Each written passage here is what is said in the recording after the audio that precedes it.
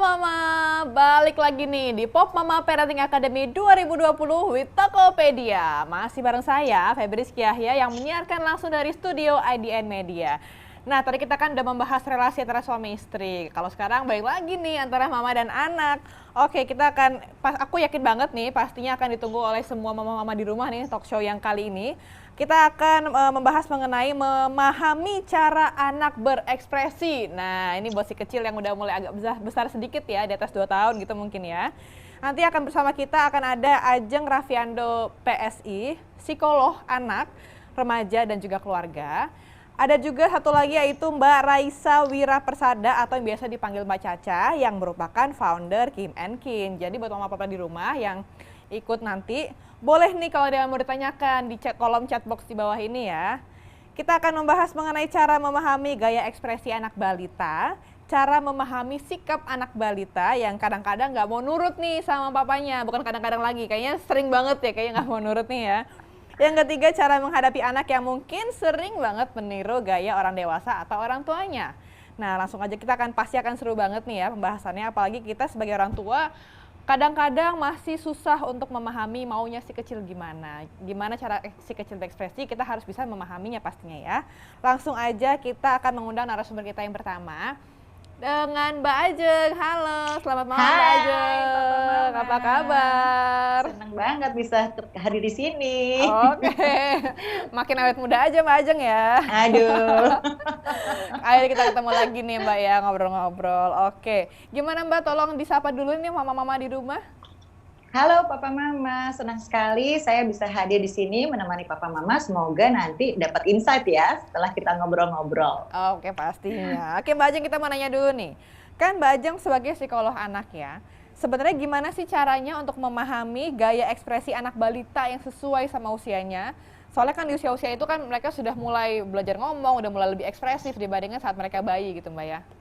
Ya, pastinya nih Papa Mama senang banget ya kalau anaknya lagi usia balita tuh banyak sekali hal-hal yang buat mereka tuh menarik ya gitu. Saatnya eksplorasi juga buat anak-anak kita, apa yang cocok buat dia, apa yang menyenangkan, tentunya ekspresinya akan bikin kita jadi gemes tuh sama anak-anak kita. Nah, hal ini juga terkait dengan kemampuan sosial anak. Katanya ahli, kalau misalnya anak kita sudah punya kemampuan sosial yang baik sejak dini, itu akan melatih dan mengasah kemampuan dia nanti juga untuk berempati kepada orang lain, kemampuan juga untuk memahami orang lain itu sebetulnya butuhnya seperti apa. Nah, jadinya nih Papa Mama, jangan lupa untuk bisa ngajarin anak-anak kita bagaimana caranya berekspresi, terutama ekspresi wajah. Kalau misalnya Papa Mama seneng nih main game sama anak-anak di rumah, kan semuanya lagi di rumah aja ya. Yuk kita bikin nih kayak misalnya kayak gini. Nih wajah-wajahnya kayak apa sih? Kalau marah itu seperti apa? Kalau misalnya lagi senang, lagi sedih itu gimana? Nah, pada akhirnya akan membuat anak-anak kita tuh terlatih dan tahu, oh ternyata misalnya nih, kalau lagi marah harusnya ekspresinya seperti apa? Lagi senyum, lagi senang, lagi happy. Sehingga anak-anak kita belajar mengekspresikan dirinya dengan tepat. Dan juga bisa melihat lingkungan sekitarnya itu seperti apa dalam berekspresi. Yeay, semoga seneng ya Papa Mama bikin nih di rumah. Jadi pengenalan emosi ya Mbak. Tapi gini Mbak, kan masih banyak ya Mbak Ajeng ya. Misalnya anak laki-laki, mau nangis dia sedih atau sakit, nangis dilarang. Jangan nanti cengeng gitu. Atau iya kan gitu, gimana tuh Mbak? Coba. Itu terkait sama budaya sih sebetulnya. Kalau menurut saya harusnya nggak apa-apa juga kok anak laki-laki mengekspresikan dirinya. Kalau lagi sedih banget ya nggak apa-apa juga nangis gitu. Jangan dilarang untuk bisa menyalurkan emosi-emosi yang ada di dalam dirinya. Memang sih karakter budaya kita kan kayaknya kalau anak laki tuh nggak boleh nangis, harus jadi jagoan, harus bisa tahan banting gitu ya. Tapi kasihan dong si anak laki jadi nggak bisa ekspresikan rasa kesedihannya. Kalau lagi merasa tidak nyaman, terus dia harus gimana gitu. Nah, itu sebabnya memang kemampuan untuk mengekspresikan wajah ini penting dimiliki oleh anak-anak kita, karena terkait sama kemampuan sosialisasinya nanti. Oh gitu, jadi nggak boleh tahan-tahan emosinya Mbak ya, justru harus Enggak. dikenali, iya dari dini. Oke, kita sapa juga Mbak Caca. Halo Mbak Caca, apa kabar? Hai, baik Oke, Alhamdulillah. bisa Terima cerita kasih sudah sedikit? mengundang aku ya. Oh iya, sama Senang makasih juga udah hadir sekali. di sini. Boleh cerita sedikit Mbak, kesibukannya sekarang apa sih? Aku tuh sebenarnya masih kerja, tapi karena sudah di rumah ya, Ya. semuanya harus kembali ke rumah, jadi bekerja dari rumah dan masih jualan aja Kemenkin gitu. Oh, Kim Enkin tuh By apa sih Mbak? Boleh online. dikasih tahu sedikit apa Kim Enkin itu? Jadi itu Kemenkin itu adalah lokal brand khusus baju untuk anak-anak, tapi sekarang kita lagi mengeksplor koleksi juga, jadi bisa kembaran Enggak. antara orang tua dan juga anaknya, gitu. Oh, Kita jadi sudah kembaran. berjalan selama 3 Oh, 3 tahun. Jadi Mama mungkin bisa lihat ya Kim Enkin di Instagramnya juga ada ya Mbak ya. ya, silahkan. Oke, kita ke Mbak Ajeng lagi nih ya. Tadi kan berarti kita harus bisa mengajarkan anak untuk bisa mengenali emosinya ya Mbak Ajeng ya. Betul. Nah, kita yang memahami mereka, bukan mereka yang memahami kita gitu kan ya. Kadang-kadang emang orang tua suka minta dipahami juga sama anak-anak nih. Kamu kok nggak Apalagi ngerti sih sekarang gitu ya. ya. Zaman sekarang kayaknya banyak mama-mama yang udah, aduh gimana sih caranya ini school from home, work Iya, from iya. home. Pasti pada pengen curhat nih sama saya. Iya dong, ini di kolom komentar kayaknya udah banyak nih, penuh nih chatan nih curhat. Kalau secara teori ya Mbak, kita mungkin udah tahu kita tuh harus memahami anak. Tapi pada Betul. faktanya, apalagi WFH, udah gitu anaknya SFH, ngajarin, masak segala macem, jadi burn out gitu ya. Akhirnya susah, Ya. udah nggak ada ruang lagi untuk memahami anak gitu. Nah kalau misalnya anak kita yang masih balita nih, kayak Mbak Caca kan masih balita anaknya ya, sama seperti anak saya juga. Itu seringkali nggak mau nurut, dibilangin ayo mandi nggak mau, ayo makan nggak mau juga. Bener banget itu. kan. Langsung emosi kitanya ya. Itu gimana sih Mbak Ajeng cara memahaminya? Nih jadi mama-mama yang frustasi karena kondisinya dikasih tahu A, keluarnya jadi B. Kayaknya kupingnya gimana ya gitu, maksudnya buat anak-anak masuk telinga kanan, keluar telinga kiri gitu Iya, ya. iya. Nggak ada yang nyangkut nih apa yang kita sudah kasih tahu, yang kita harapkan untuk dikerjakan sama anak. Nah, jadi nih kalau kita bicara balita tentunya buat mereka prioritasnya itu adalah bermain loh, Bermain. bukan mendengarkan perintah. Perintah itu bukan prioritas buat anak-anak kita Iya, yang balita buat ya mereka. gitu ya. Jadi kalau memang kita mau ngasih tahu anak kita, usahakan eye level kita sama dengan anak kita saat kita kasih tahu. Oke. Jadi misalnya nih, anak kan orang dewasa kan pasti tubuhnya lebih tinggi ya daripada anak-anak kita yang balita. Jadi posisinya kalau bisa sejajar antara level mata kita dengan level mata anak kita. Kemudian bicarakan apa yang kita harapkan itu dengan bahasa anak. Biasanya nih orang tua saking nih papa mama gemes banget ya pengen aduh dikasih tahu berulang-ulang kok nggak ngerti juga gitu ya. Iya. Itu biasanya jadi kebanyakan tuh ngobrolnya sama anaknya. Ngomel ya dengan Jadi relate banget. bahasanya itu harus sederhana dan mudah dipahami sama anak. Daripada kita udah meracot aja tuh ya, banyak banget panjang banget anak jadi nggak bisa paham juga sebetulnya yang dimaksud oleh orang tuanya apa. Iya. Itu kuncinya. Jadi jangan lupa eye level kita harus sejajar sama anak dan kemudian gunakan bahasa anak, bukan bahasa orang tua. Oke, jadi kuncinya eye level, jadi kita harus setara, mungkin lagi jongkok sedikit gitu ya, atau ikut-ikutan Yes. duduk sama anak. Duduk gitu ya. Duduk ya, dan pakai bahasa anak. Jadi omelan Betul. itu ibu-ibu, bapak-bapak, bukan bahasa anak. itu emosi yang kita tumpahkan pada anak ya, Ma ya. Bener banget tuh. Terus jangan ngancem ya. Biasanya Oh, ada oke. kecenderungan orang tua tuh suka ngancem. Nanti kalau misalnya kamu kayak gini, mama apa gitu. Mama tinggal nih kalau nggak mandi gitu kan ya misalnya. Nah, itu dia tuh. Tahu teori sih. Ngaruh jadinya. Teorinya gitu ya. Tapi Iya, ternyata teori gitu. susah ya, biar Aduh. nggak ngancem. Iya. Aduh, harus sering-sering direm nih mulutnya nih. Oke, tadi kan dari Mbak Ajeng kita sudah membahas ya mengenai bagaimana cara memahami anak atau yang mulai nggak mau nurut di usia balita. Sekarang kita balik lagi ke Mbak Caca. Mbak Caca Ya. kan punya anak balita nih ya. Masih lucu-lucunya, sudah mulai menolak tawaran permintaan dari ibunya gitu kan ya. Ya, bener banget, betul. Sekarang gantian Mbak Caca yang sharing pengalaman. Gimana sih Mbak caranya biar dekat sama si kecil, terus bisa paham sama yang mereka mau?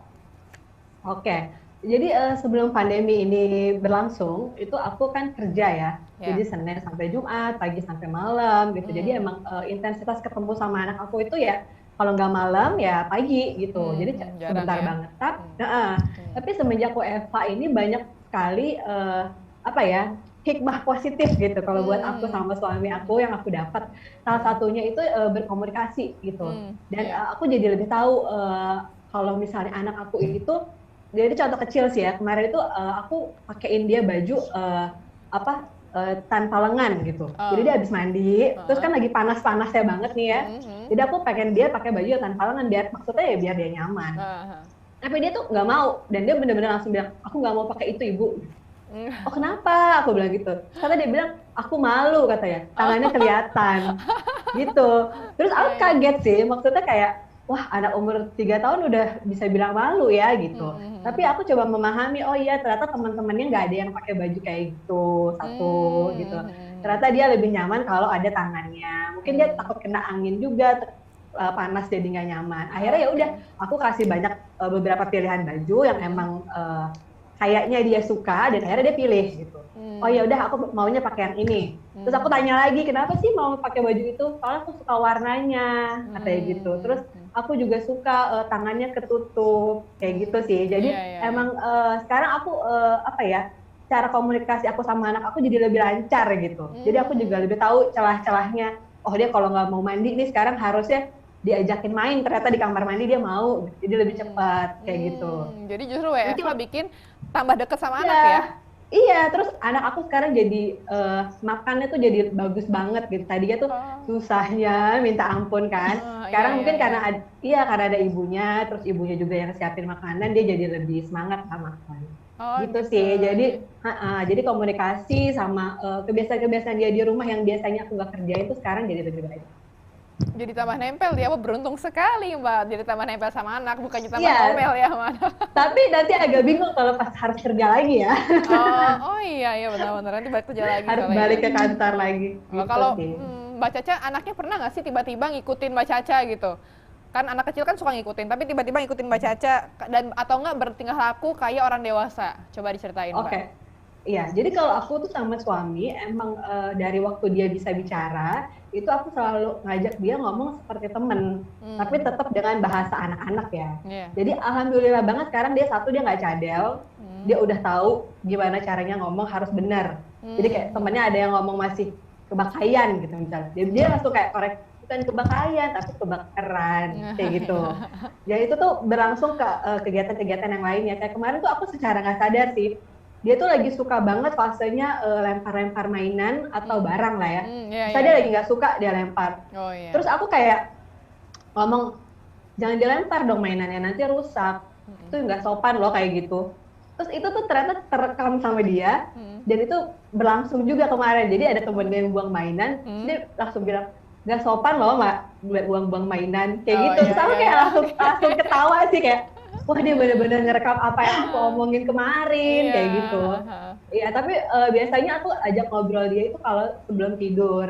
Jadi misalnya tadi ada kejadian apa gitu, kayak dia lempar mainan atau dia lagi berantem sama temennya, itu biasanya sebelum tidur aku selalu ajak dia ngomong, tadi kenapa sih kok marah-marah sama si A misalnya gitu. Tadi kenapa sih kok mainannya dilempar kayak gitu sih. Nanti dia akan curhat tuh, soalnya gini. Ya udah nanti aku juga balik sambil nasihatin lah ya sebelum tidur. Ya kalau misalnya mau marah boleh sih marah, tapi mainannya jangan dilempar ya, kayak gitu sih. Dan itu lebih menyerap sih, so far lebih menyerap ke dia kalau pas aku kasih tahu dia tuh sebelum tidur dibanding saat dia melakukan hal itu terus aku marahin, itu lebih nggak nyambung, dia lebih kayak mental dan lebih marah lagi gitu. Karena udah cooling down mungkin ya pas mau tidur ya. Tapi pernah nggak sih anaknya Mbak Caca itu ngikutin gaya orang dewasa tapi nggak sesuai umurnya? Itu kan tadi yang lucu ya kan, maksudnya masih wah dia jadi dewasa banget omongannya, tapi ini yang nggak sesuai, misalnya dia minta pakai baju kayak ayahnya atau ngomongnya mungkin bahasa-bahasanya dia dengar di luar yang nggak diajarin orang tua gitu, yang nggak sesuai umurnya lah pokoknya. So far sih enggak sih, karena kita juga selalu ngajarin di rumah kayak misalnya pakaian baju baju aku. Kecuali ada occasionally, kayak misalnya kemarin aku lagi pakai baju kembaran sama papanya nih, terus dia nanya, kok aku nggak dikasih sih Bu? Oh ada, Naruna punya baju juga. Naruna mau pakai baju kemarin bareng sama papa sama ibu. Mau gitu. Oh ya udah akhirnya kita pakai bareng. Tapi kalaupun dia nggak mau ya kita nggak maksa juga sih ya. Masih kecil kan. Ya nggak harus dipaksa juga gitu. Jadi so far sih kalau anak aku, karena kita selalu ngebiasain ya dia di tempatnya, ibu bapaknya di tempatnya ya berjalan sesuai dengan seharusnya aja. Jadi so far baru yang positif yang diikutin sama anak ya, belum ada yang aneh-aneh gimana gitu ya. Oke, kita ke Mbak Ajeng kalau gitu. Oke Mbak Ajeng, kan anak ini sudah mulai bisa meniru orang tuanya, baik perilaku, gaya berpakaian, dan lain-lain. Kira-kira sebenarnya normal nggak sih Mbak? Terus kalau misalnya mesti niru orang tuanya ya, kira-kira usia berapa dia udah bisa menemukan stylenya sendiri gitu? Tergantung anak sih ya, sebetulnya kan tiap anak memang punya gayanya masing-masing. Kemudian muncul nanti kesukaannya dia, nanti kalau ada teman-temannya pakai apa tuh jadi pengen juga gitu ya. Pada akhirnya tentunya buat si anak ini dia akan menemukan stylenya dia ketika dia sudah banyak belajar juga sih dari lingkungannya, termasuk terutama role modelnya kan orang tuanya ya. Jadi misalnya nih tadi kalau Caca sempat sharing mengenai ternyata kalau anaknya tuh nggak mau pakai lengan pendek, nggak pakai lengan ya tadi ya Caca. Itu karena mungkin buat dia teman-temannya nggak ada yang pakai itu juga kan gitu. Jadi dia lihat nih kondisi teman-temannya kayak apa, walaupun misalnya mamanya pakai gitu, buat dia kayaknya kalau teman-temanku nggak pakai aku beda sendiri, nggak mau gitu ya, malu gitu. Jadi memang stylenya anak itu nggak bisa ditentukan apakah nanti akan tumbuh di usia berapa, tapi biasanya karena dia punya role model, punya imitasi juga, pengen niru gitu ya, misalnya dari lingkungannya seperti apa, orang tuanya gimana, nanti dia akan membentuk stylenya dia sendiri. Nah itu kira-kira umurnya nggak sesuai, setiap anak beda-beda ya Mbak ya? Tiap anak beda-beda gitu. Oke. Nah ini tapi kira-kira gimana caranya Mbak kalau misalnya anak tuh meniru perilaku orang dewasa yang tidak seharusnya, yang dari sekitarnya mungkin, misalnya kayak ngomongnya nggak sesuai sama ini di rumah, itu caranya gimana sih Mbak? Nah, ketika paparan dari lingkungan, jadi dari eksternal nih ya gitu, udah mulai masuk nih ke ranahnya anak gitu kan, kemampuan anak untuk meniru juga makin besar. Karena misalnya nih ada anak yang tokoh idolanya siapa, boy band kayak atau siapa gitu ya. Nah itu tuh biasanya akan mulai tuh dia niru gayanya, pakai topinya kayak apa, bajunya diapain gitu ya supaya dia jadi beda, ataupun justru malah sama nih sama yang dia idolakan gitu. Jadi kalau misalnya kita lihat usia 5 tahun kayaknya udah mulai tuh mulai senang-senang niru yang di luar, karena paparannya juga udah makin banyak. Sama kalau udah SD itu udah pasti lah ya, maksudnya teman-teman pengaruhnya juga sangat kuat. Kemudian ya kembali lagi si tokoh idolanya tuh seperti apa, dan pada akhirnya buat anak itu jadi salah satu nilai yang akan dia serap juga. Karena perilaku imitasi anak itu kuat sekali loh gitu. Jadi apa yang kita katakan, yang kita lakukan itu bisa diserap sama anak kita tuh cepet banget. Tadi kayaknya Caca udah ngasih contohnya ya, lagi bilang apa gitu, ternyata dia langsung ngikutin loh, dipraktekkan ke teman-temannya. Bener banget. Iya, anak itu yang peniru ulung ya Mbak ya. Betul. Tapi gimana caranya untuk mengajarkan anak kita agar bisa menghargai perbedaan anak lain? Misalnya dia sukanya pakai baju misalnya tadi yang pakai lengan gitu, terus anak lain nggak pakai lengan, kayak ih kamu kok kayak gitu sih, malu tahu gitu kan? Kadang-kadang bisa bikin anak lain shock juga gitu. Gimana caranya bisa bikin anak tuh menghargai perbedaan sama anak lain? Semuanya bertumbuh dari rumah. Dalam artian ketika kita di rumah tentunya akan ada perbedaan-perbedaan. Misalnya nih papa sama mama aja beda dong cara bajunya, cara pakai misalnya mama mungkin pakai aksesoris kalau papa enggak. Itu bisa ditanamkan dan ditumbuhkan pada anak kita sejak dini. Dalam artian kita kasih lihat sama anak kita nih, mama aja pakai kayak gini, papa kan enggak gitu. Karena ya beda, orang seleranya itu masing-masing. Ada kalanya ada yang suka A, ada yang suka B, ada yang suka C. Tapi nggak ada yang salah loh kalau kita suka terhadap sesuatu, karena ya kayak kamu misalnya, kamu sukanya warna biru gitu. Tapi ada anak lain sukanya warna hijau. Jadi nggak berarti bahwa berbeda itu salah loh gitu. Oke. Tapi bukan cuma diajarin, dicontohkan ya. Percuma dia ngajarin gitu kalau ibunya suka nyinyir gitu kan, sampai aja bohong ya. Aduh, ampun ya. Kalau Mbak Caca nih, gimana sih Mbak cara ngajarin anaknya untuk bebas berekspresi melalui pakaian? Mungkin kan tadi Mbak Caca kan bikin Kim and Kin kan. pakaian untuk ibu dan anak. Kalau anaknya gimana? Kalau aku sih kuncinya pokoknya komunikasi ya gitu. Jadi aku selalu apa aja tuh aku obrolin sama anak aku. Kayak misalnya kita mau pergi gitu. Ya udah, aku jelasin dulu nih sebelumnya pas lagi mandi misalnya, kita sekarang mau pergi nih, mau perginya itu ke rumah nenek misalnya gitu. Nanti di rumah nenek itu acaranya ulang tahun. Jadi kalau bisa pakai bajunya nanti jangan yang tangan panjang ya, soalnya nanti panas. Nah nanti aku dari situ pas selesai dia mandi ya udah aku kasih pilihan.